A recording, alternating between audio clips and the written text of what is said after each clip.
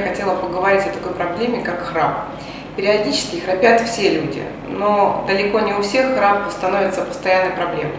По разным данным, среди людей в возрасте от 30 до 60 лет храпят примерно 44% мужчин и 28% женщин. Я попросила поделиться своим мнением об этой проблеме консультанта нашей клиники, специалиста по медицине полости рта, доктора Игоря Гранота. Все чаще и чаще мы встречаем людей с жалобами, которые приходят и говорят: я засыпаю на работе, у меня сонливость. Мы видим, что по таким же причинам происходит очень много аварий.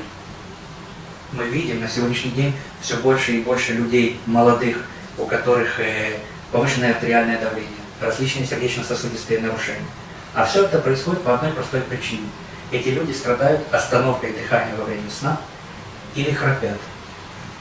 А происходит это по двум причинам. Или это может быть ожирение, или это так называемая в медицине sleep apnoea, остановка дыхания. Почему она происходит? Она происходит за счет того, что происходит коллапс гладкой мускулатуры верхних дыхательных путей, и просто перекрывается путь воздуха во время дыхания, поэтому происходит остановка дыхания, и поэтому он просыпается. Происходит это с большой частотой, от 10 раз в час сна, и могут даже быть случаи, когда это происходит больше, чем 30 раз. Мы, как стоматологи, в сотрудничестве с кардиологами, с анестезиологами, с докторами, которые занимаются проблемами сна, нашли, как можно таким людям помогать. Стоматология Альбис предлагает на сегодняшний день новую услугу для пациентов, которые страдают храпом. Мы предлагаем проводить лечение храпа с помощью специальных аппаратов, которые изготавливаются индивидуально для пациента.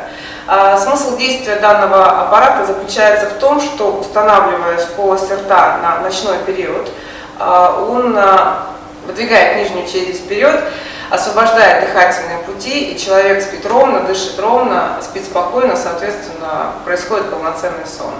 Мы достигаем нужного результата, человек привыкает в течение нескольких дней и говорит: я перестал храпеть, жена приходит: спасибо большое, мой муж перестал храпеть, нам теперь удобнее. Это во-первых. Во-вторых, люди просыпаются выспавшимися, не уставшими, днем у них нет сонливости, они более внимательные, чувствуют себя хорошо, и, конечно же, один из важных факторов — налаживается семейная жизнь.